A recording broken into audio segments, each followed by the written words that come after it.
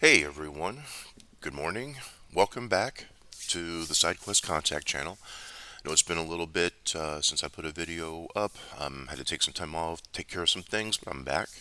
And I was thinking about what we're going to be talking about next. We had some good video. We had a good series on making an adventure. I think we had a good series on running the game. So I think the next logical step is to kind of start exploring the various universes out there.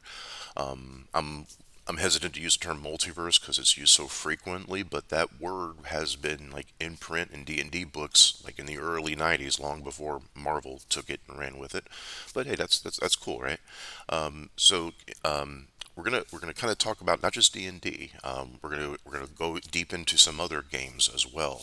The settings and the universes that those games take place in. Now we are going to start with D&D, and we're going to go through some of the settings and the worlds that I like and that I've had good success and good games in, and talk about those.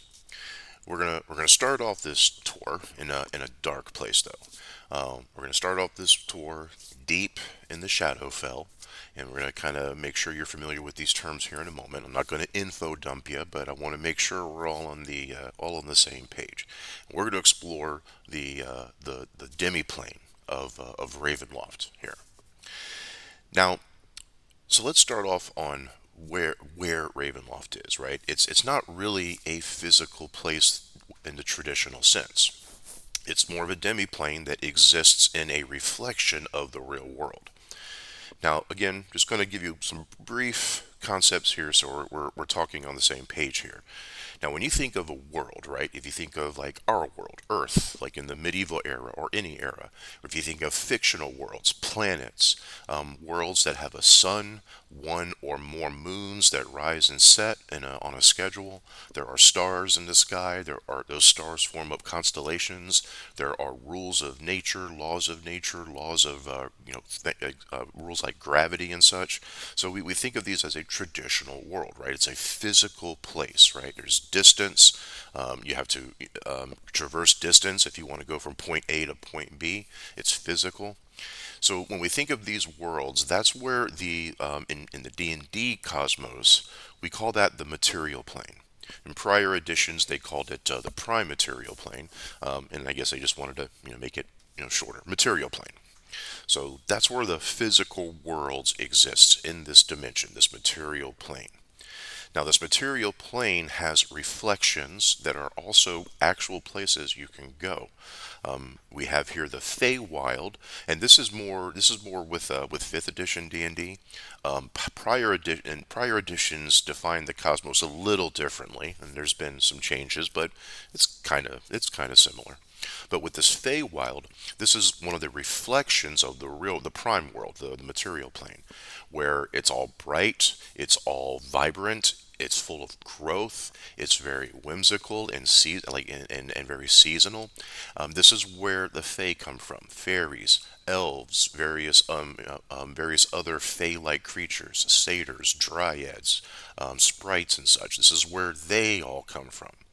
And there are places out in the woods, in the real world, that connect to that reflective world of the Feywild.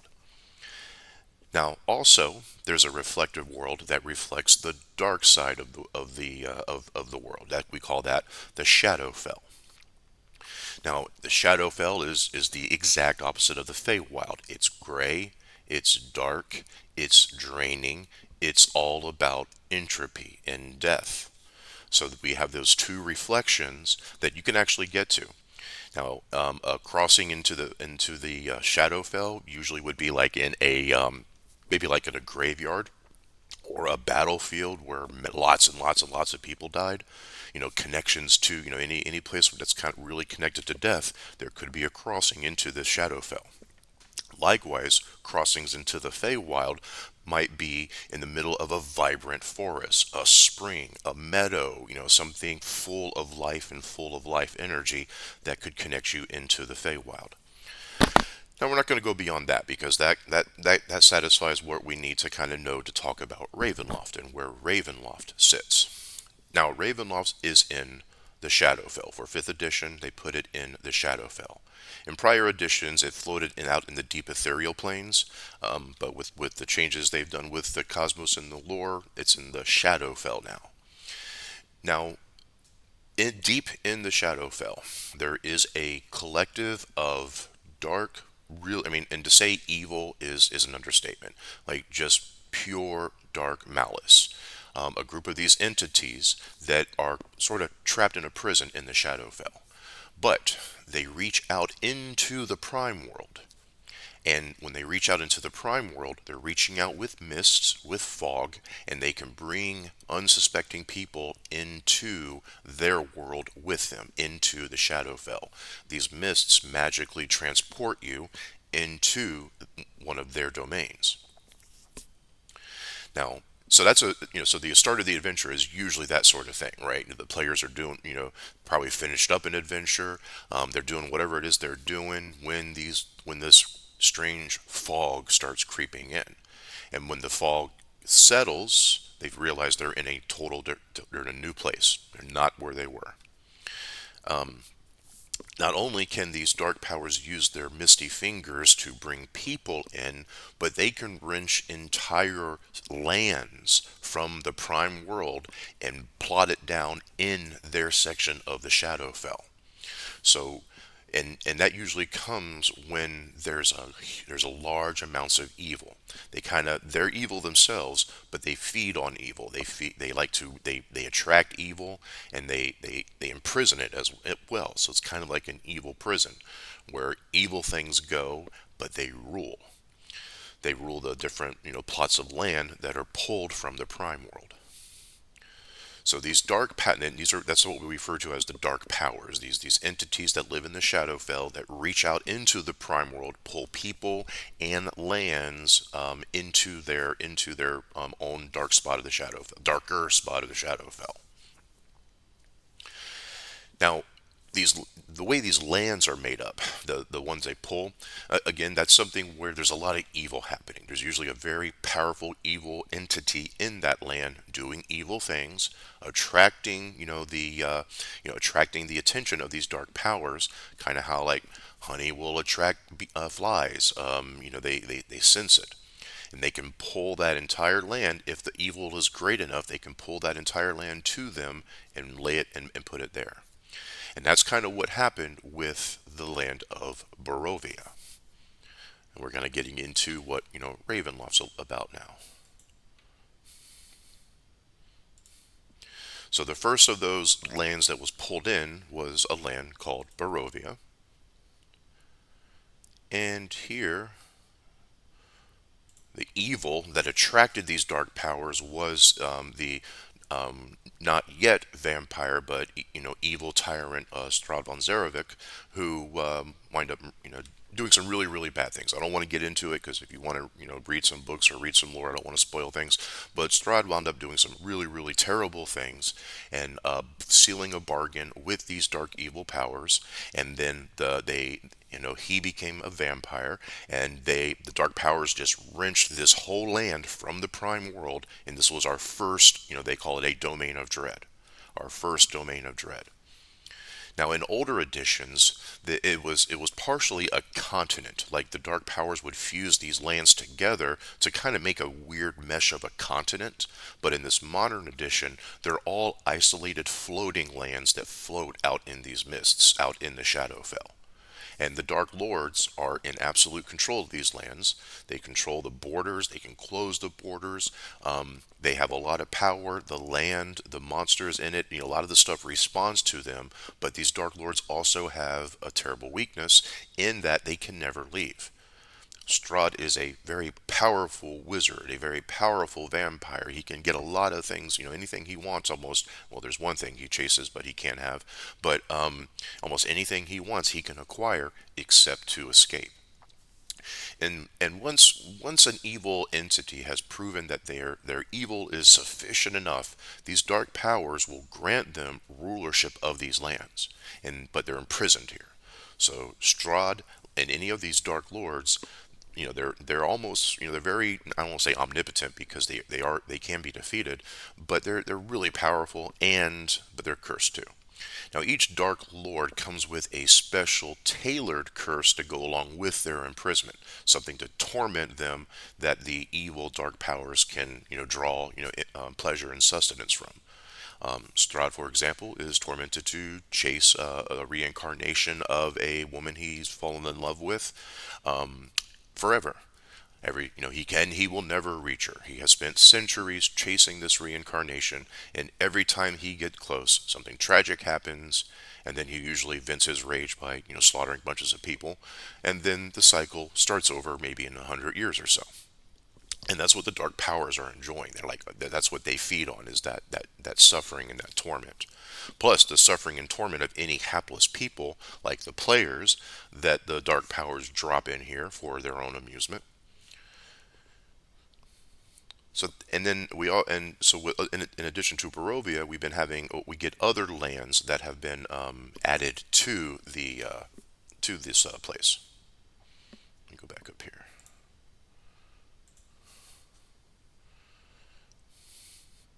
Yeah, Barovia and Blutspur all the way down, and they have some more here. Now I'm currently going through the audiobook called Dance of the Dead, which is here. And I know I'm going to pronounce this wrong, but how do they Souvignier? I think that's how they say it, Souvignier.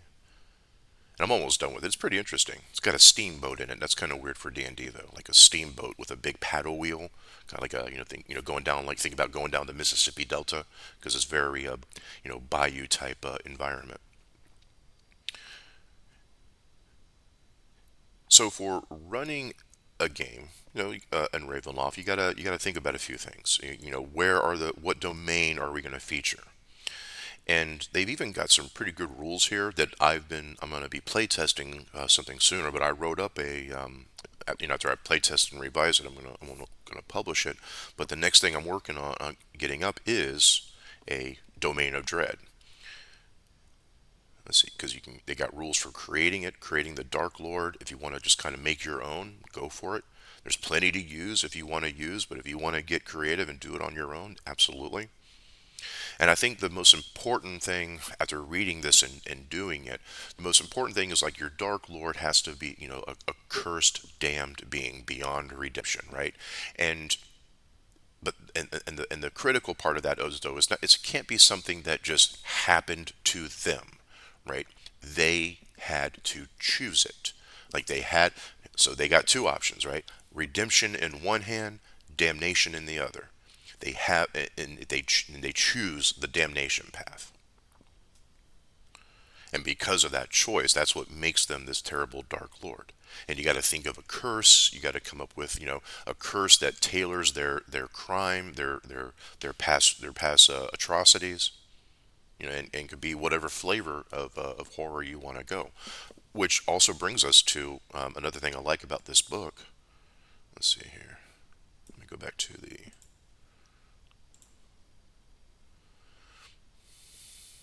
Yeah, they actually get into genres of horror,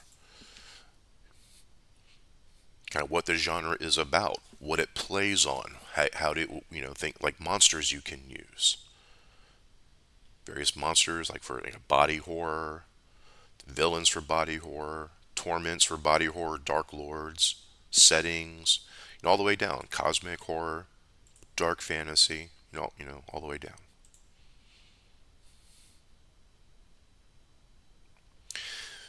Now, the theme with Ravenloft is we talked about kind of where it is and what it's about, but like, we see here the theme is horror, right? It's horror, it's fear, it's also the sense of being trapped and wanting to escape. Because no matter what genre you're using, no matter what domain of dread you're using, that's essentially the theme, right? The players are put there against their will, and the motive for the next few sessions for them, if they survive, is to survive and escape this dark prison. Now, usually that involves thwarting the Dark Lord in some manner. Doesn't always involve killing the Dark Lord, although it often does devolve into that. But if you can put a player group into a world where the Dark Lord is way outclasses them, right? For example, first level characters in Barovia, the theme should not be to go kill Strahd, right? Because they're first level at that point. Now, if you're going to have a long extended campaign, like in the Curse of Strahd adventure, then yeah, they start off at first level and they work their way up to their final encounter with Strahd. But if you're kind of writing something homebrew, yeah, first level, yeah, the goal is not to kill Strahd, but maybe to thwart something, to find out his plans and to thwart it. Strahd's kind of like a cat. When players come into his domain, he doesn't just kill them, right? He wants to play. He's going to bat them around. He's going to sneak attack. He's going to retreat. He's going to do things. He's going to mess with their minds. He's going to try to dominate weak wisdom characters. It's an overall. It's not just like a monster we're trying to reduce to 0 hit points. So how do we make a sense of horror? Because when you think about traditional D&D in a prime world, it's very grandiose, right? We got armies of dwarves, armies of elves, orcs, marching, and just like huge, open, epic scenes. With this horror type settings, though, that's not what we're really doing, right? Now, maybe part of that horror you're trying to invoke could be a zombie horde, right? And they're kind of slowly marching their way to a town, and the players are on a ticking clock, right? What do we got to do? This horde of 1,000 zombies are slowly making their way here. What do we do? What do we do with these, this townsfolk? So various, ticking clock is a good way to invoke some stress, invoke some fear. And the problem with fear and horror in a D&D game is players and their characters don't really have a lot to fear. I'm a first level barbarian who put a lot of stuff at a lot of points in my con, so I'm probably looking at 15 hit points, maybe 16 hit points if I got lucky. And I got a cleric behind me who's going to heal me anytime I need it. I only take half damage when I'm raging from normal weapons, so I don't really have that much to fear. So you gotta kind of get in their heads, right? You kind of gotta show them things that would be, oh, ugh, uh. And a lot of that involves like the innocent, right? When the players see bad things happen to the innocent, then that can help. That if they're good, aligned type of characters, that may help it invoke some horror. Unknown situations are good, right? Maybe they can't see for a moment, or something's just off.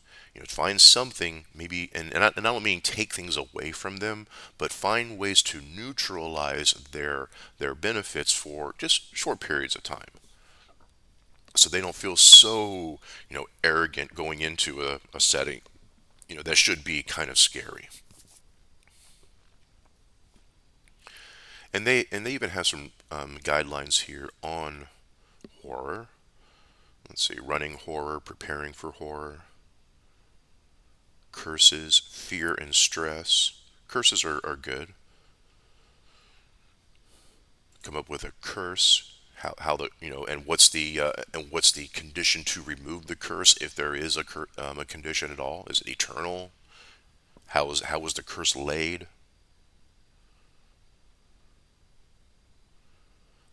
Because there are some people in who travel the mists of Ravenloft who have that power to call upon magic and lay a curse on people.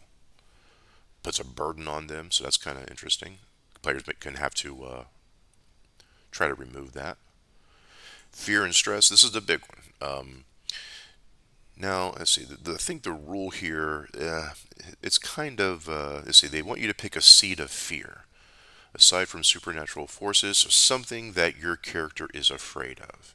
And whenever that thing happens, then I think you just get -1 to rolls. Oh no, when that thing happens, yeah, wisdom save, or you're frightened, and there's stress where you can take penalties when your stress score increases. That just means you're yeah, getting penalties on your rolls, equal to your stress score. So that could work.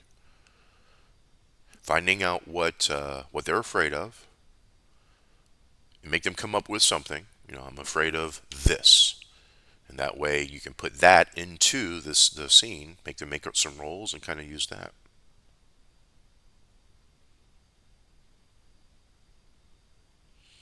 Haunted traps.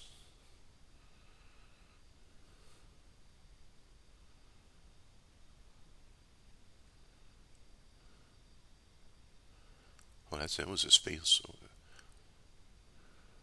Oh, it's a mirror hanging on the wall. When a visible creature enters the area, the trap's imminent manifest. The creature's distorted reflection in the view. Must make a wisdom save. Be blinded, deaf, or rendered unable to speak. What good is a phone call if you are unable to speak? Sorry, that was a Agent Smith reference from The Matrix.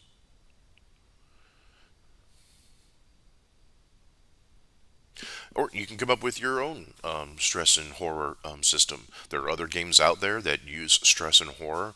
Call of Cthulhu could be one, so you can kind of import that if you wanted, because that's what this game's about, right? So again, it's not like grand adventures over the mountains and into hostile. No, this is a oh no, we're stuck. The walls are closing in. How do we get out? Type environment.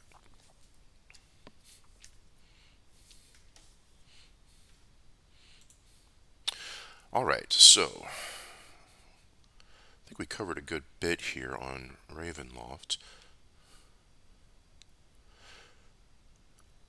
Kind of want to talk about some of the actual things we've done, but we're coming up on time now, so maybe we'll just go ahead and do that next session. Yeah, let's do that. We're gonna continue our Ravenloft discussion next video. What I want to do is I want to go into some of the specific things I've used how I've used Ravenloft and what I've done with it, and kind of go over some of the highlights that I've enjoyed. And again, so that they may be useful for you one day in your games if you're going to run Ravenloft. All right, friends. Well, thanks once again for hanging out. I appreciate your patience as I was gone for a week, but now I'm back to normal schedule. Life has returned to normal, so we'll be seeing more of each other, and y'all have a great day. Take care.